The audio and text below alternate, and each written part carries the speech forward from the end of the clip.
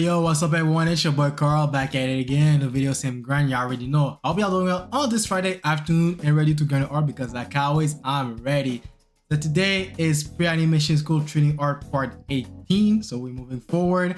I hope y'all liked the previous part where I just did a time lapse of me sketching characters, sketching characters from the people on my Discord and also sketching my own characters. And personally, I really had fun with it.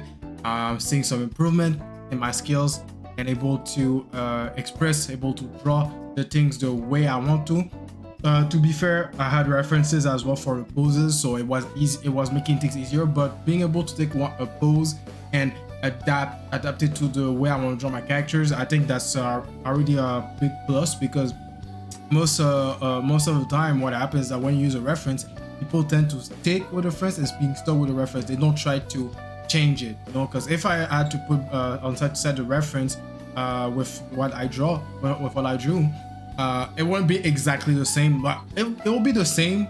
Like the idea is the same, but like there might be some tweaking in the angles and the way I position the character to just put emphasis on more things because it's more adapted to the character that I've been drawing. So yeah, but other than that, I really had fun. Might do more in the future, especially when I'm gonna be finishing recording all sessions for the blog tree because the blog tree finished at June 10th. Wait, we're in May right now, so I think I'm gonna have time to start blog 4 before I start recording more sketching session. But I might do more sketching session and for blog 4 because we're gonna tackle dynamic poses and expressions. So yeah, so I'm gonna do a lot of those, a lot of portraits, a lot of dynamic sketches, illustrations. Talking about illustrations, it's been a minute I haven't done those. I've been just sketching lately because I've been addicted to sketches, especially since I've discovered my new way, a new process of sketching that's more fun and more straight to the point. So I've been just doing that, trying to master that. So when I'm going to do an illustration, I will see how fast or how slow I will be when I'll be. But anyway, enough yapping. So let's jump on today's session, today's practice. So for today, we're gonna do what I planned for last week, but we're gonna do it this week. So essentially, it's a really simple exercise that I think it could have been a part in of block 2 where we're focusing on shape, volumes, depth, and all this stuff because it's a fundamental skill that every artist needs, which is being able to break down references to simple shapes, simple forms. And we did that actually in block 2. It's just that we traced over stuff. Then I think I draw on the side of it. I don't even remember what I did, but I know I did some shape breakdown on the references. But yeah, so but today is really like this exercise is more of a you have more freedom with this because here you want to also break down other artist styles, you know, like if you like some artists style, the way they do their shape language, you want to be able to understand what shape they use so they can get the result that they have in their illustration. And this is what I've been doing, but also I'm combining it with real life stuff. So I'm breaking down objects because, you know, it will be really important to be able to create props, you know, especially going to animation, creating prop design. So you want to make a combination of shapes and forms, and also breaking down animals. Honestly, I don't really have to, but I'm doing it because one of the projects that I want to work on in the future, or that I plan, there's a lot of animal-based creatures. English 101. There's a lot of animal characters or a lot of creatures that I'm gonna implement in the story that I want to make. So I'm taking a step forward to be able to break down animals, break down shapes and forms. And so right now I'm just picking random animals. Like last week I've drawn a dinosaur and I took a penguin. Today I'm gonna do another dinosaur, and because I love dinosaurs. And also I'm gonna do a what is that? A bunny. For a second I was like, what is that animal? But yeah, I'm gonna do a bunny as well. So yeah, but I'm gonna do all that today. Also, I'm gonna break down some character designs I've selected from my pictures board. I don't think, yeah, no, it's not y'all. I showed the pictures board. It was on the Discord while I was doing while I was doing the grind sessions. But by the way, feel free to join the Discord. The link is in the description box below, and it's free for everyone. Everyone can join. You can share your own artwork, your art journeys, and I try to do it once a week. Every Wednesday, I'm trying to do an art grind session where it's just me and the community in the Discord going voice chat, drawing, talking about anything and everything, you know. And yeah, it's been really fun. We've been doing a lot of those lately, and yeah, so if you want to have a group of people to draw with, to grind with, feel free to join the Discord. So yeah, so we're gonna do that first, and then after that we're gonna take two of those sketches, or two of those references that I've done, and we're gonna redesign this thing. So last week I've redesigned a penguin, and I know the word in French, but I don't know the word in English, so sorry about that. But yeah, I think whatever this is in English, and I just redesigned the shape, and that's the goal here is really like the goal is to learn how to draw with shapes and learn how to design with shapes, or at least redesign something that already exists and doing it with shapes, you know.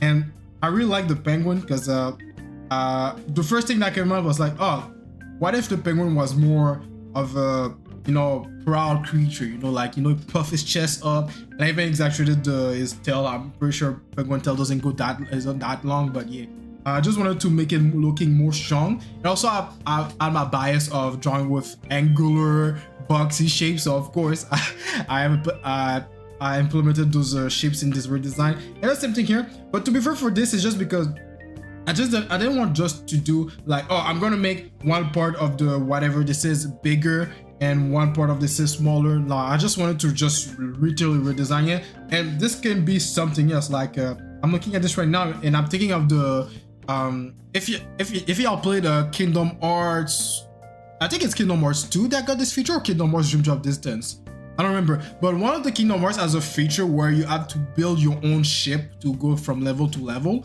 And when I did this, it literally made me think of that. I was like, oh yeah, that gave me that Kingdom Hearts ship vibe, ship level vibe. So yeah, so one thing that I've discovered by doing this exercise is that when you redesign the shape of something, especially from objects, for objects, you can literally create something new out of it. You know, it won't be the thing that you have drawn. For animals, I mean, it's just that you're just making the vibe different, I guess, by redesigning the shape and everything. So yeah, but anyway, so that will be the exercise for today.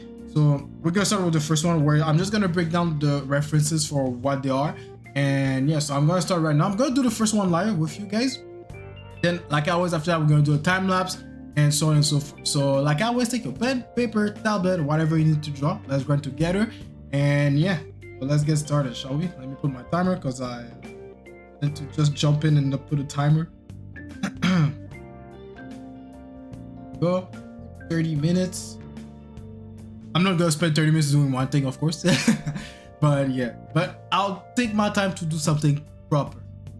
All right, let's get started.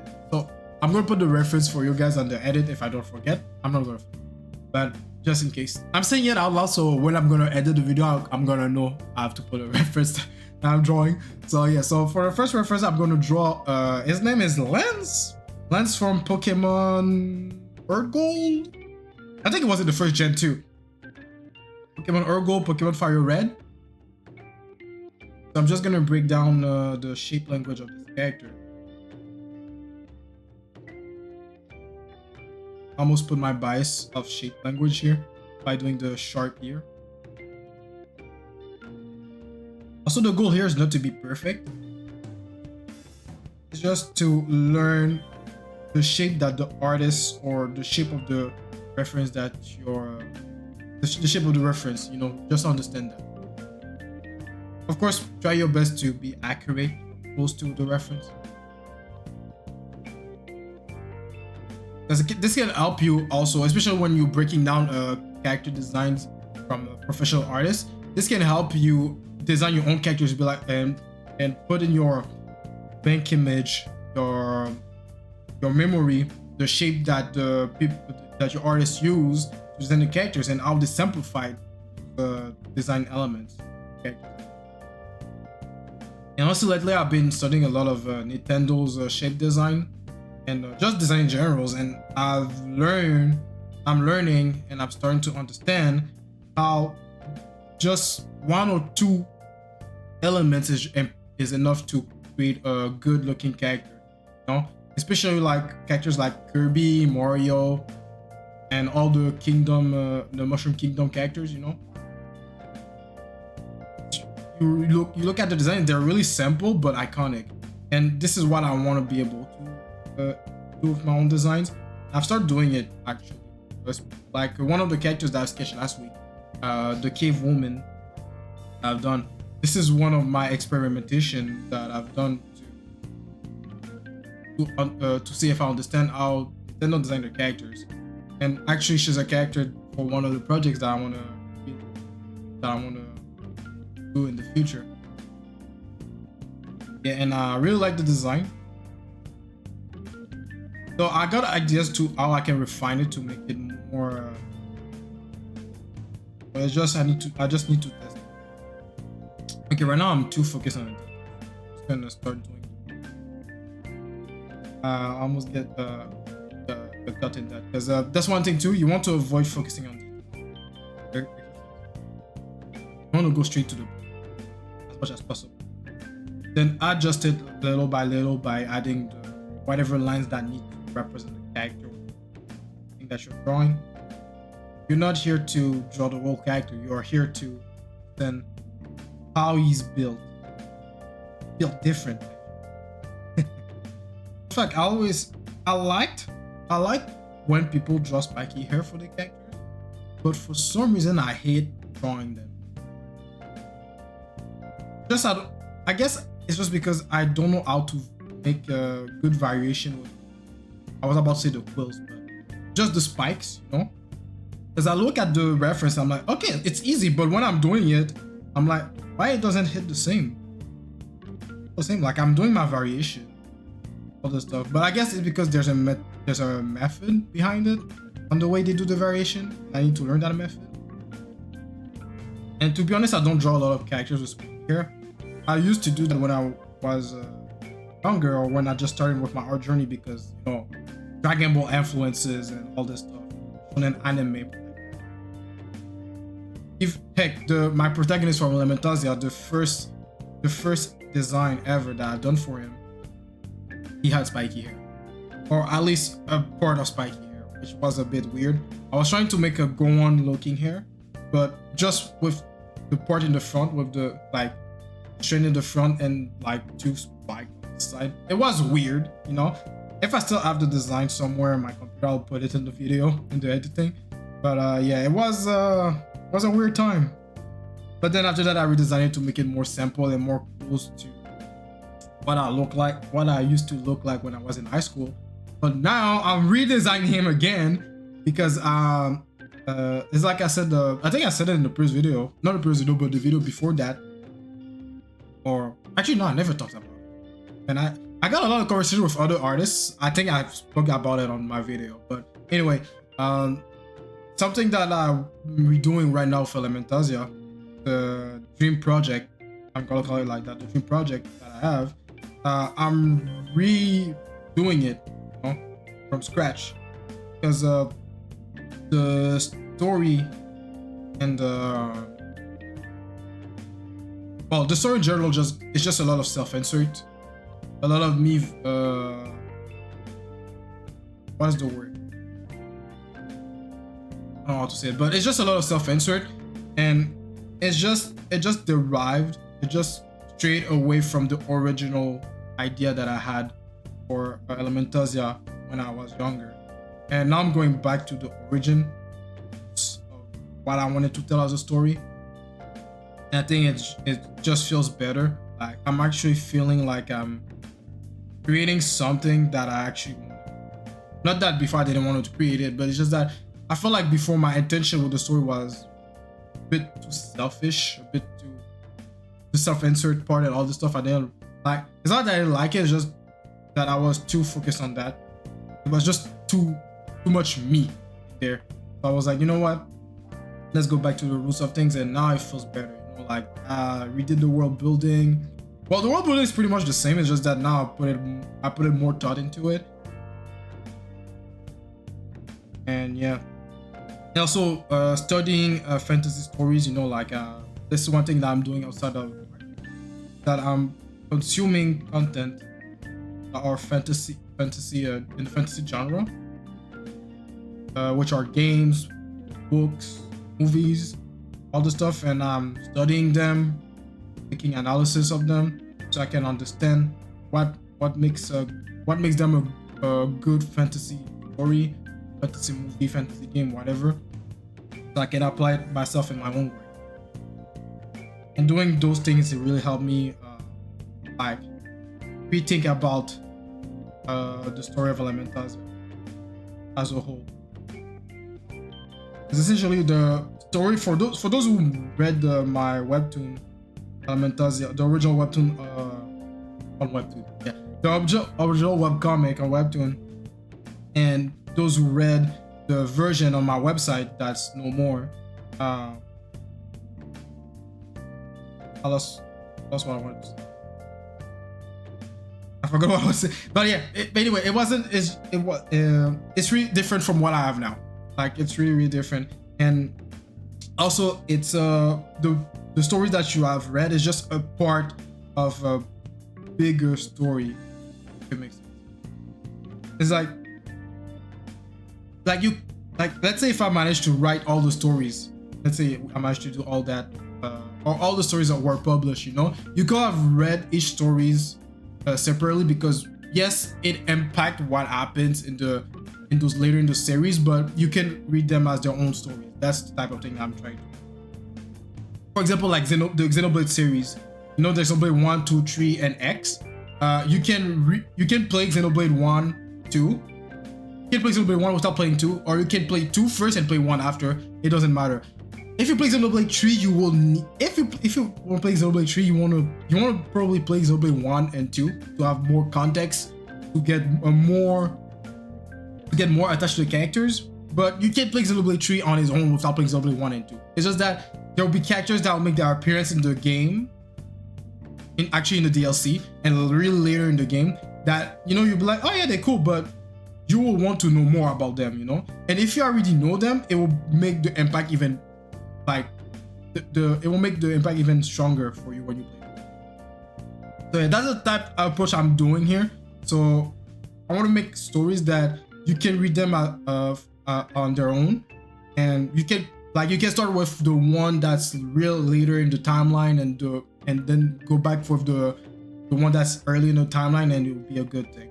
And it will be a good thing. It won't matter, you know. It will just be like, oh, okay, so this is where it's originated from, and all this stuff. Yeah, that's the type of approach I want to do. Elementals, yeah. That was my goal from the beginning. It's just that I was focusing on just one part. Okay, enough yapping. I don't know how long I've been doing this. Damn, I've been overstaying my I've been not overstaying, but I've been doing this for too long. I should have been done since earlier. But that's what happened when I do a video. I'm drawing at the same time I'm talking and drawing. I'm not as focused and I'm not as fast. But yeah, so that is lens. So now I'm gonna make a time lapse. So I'm gonna lock in.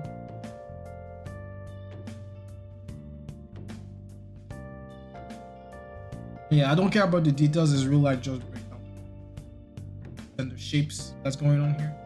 Okay, now I'm gonna make a time lapse, and I'll see you guys on the other side.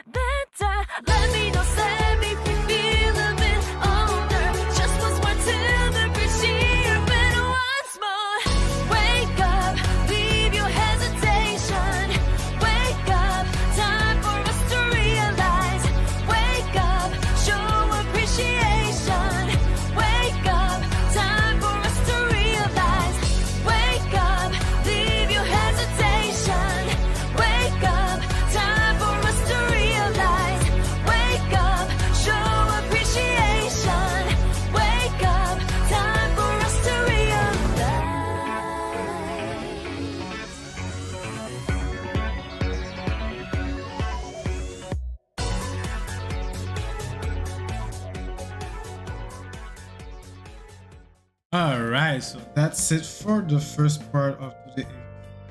We broken down all references into simple shape, simple forms, and yeah, really had fun doing this pterodactyl creature here.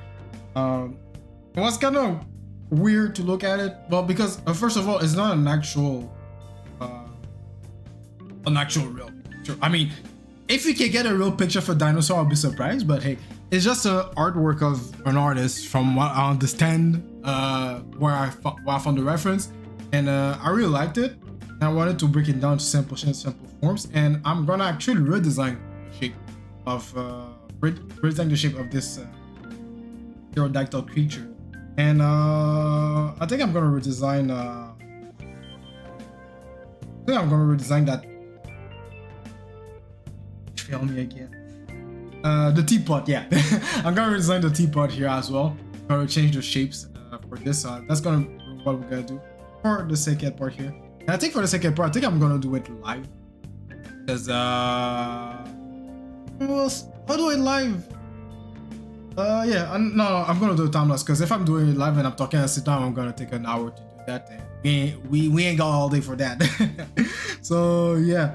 So I'm gonna redesign the dinosaur, and I'm gonna redesign the buttons, and I'm gonna put the references on the screen so you guys can see the actual reference and where I'm doing the redesign back up. So yeah, so keep grinding, keep making progress. We're almost done. All right, see you guys on the other side.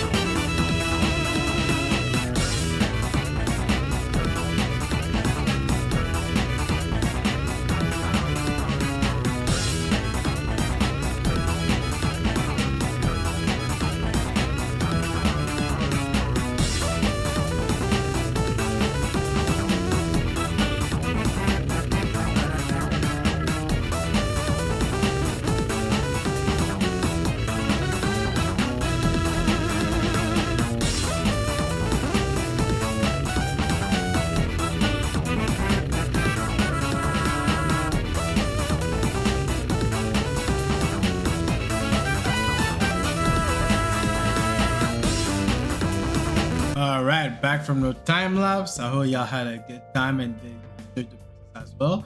And yeah, so this is what I came up with, the redesigns of the dinosaur, the pterodactyl, and the teapot. And yeah, really, I really like what I do with the dinosaur. I don't know for some reason why whenever I think about an animal, I always like to think of them as, you know, gym rats or buff animals. I don't know why I like to redesign them like that, or the first thing that comes to mind is to redesign them like that. But yeah, I just wanted to make him look buff, make him look stronger. And also I changed the way the wings, this part of the wing goes. I mean, it might be not practical the way it looks, but I didn't care about the practicality. I just cared about the idea that I had in mind. I was thinking like, oh, what if, you know, he got buff arm, you know, he can, you know, he like when you fly, he can slash things like with this part of the wing, like sights or something like that. And yeah, so I just had fun with it. I even changed the whatever this part of the head is. I also made a bit of a asymmetry, like the lower part of the beak is shorter and the upper part is longer. I played with that as well. And then here I just went freestyle mode. Like really, I was like, you know what? I just don't want to redraw the same teapot. I just want to make a new design for a teapot. Is it practical? No, but I don't care. It's just creativity. One thing that I realized with this exercise is that you don't want to let yourself limit by, oh, is it practical? Well, in a certain aspect of it, depending on what you're doing, you want to think about the practicality of the thing. But I think here in this case, you know, when you're just doing sketching for fun or you're just exploring stuff, don't limit yourself to those practicality.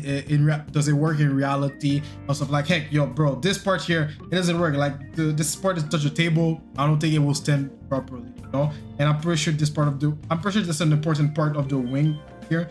I don't know my dinosaur anatomy. I never studied for that, but I'm pretty sure it's not practical for flying, having this type of wing like this. But anyway, and also for the beak, I'm pretty sure it's not practical to eat. So yeah, but I don't care. It's just the creative part of things, you know, explore the way you can redesign, reshape stuff, you know, not limiting yourself to what's real. Of course, you want to study from real life, you want to study from real things, but from there you want to bring life to it, you know. So I'm focusing on too much on the details here, or focus too much on capturing the realism of the thing. It's not necessarily, it's not necessary, you know, you want to bring life to it. And the more you simplify it, or of course you want to be able to simplify in a good way, the more life you can bring to it, the more freedom you have to experiment with the thing that you're drawing. That's what I was trying to say in the beginning. So yeah, but anyway, so I'll let you guys go. Hope you enjoyed the session of today. And yeah, so like I always, leave a like and subscribe to the channel to not miss any of my videos. I post a new video every Friday afternoon, focusing on my training art to get ready for animation school.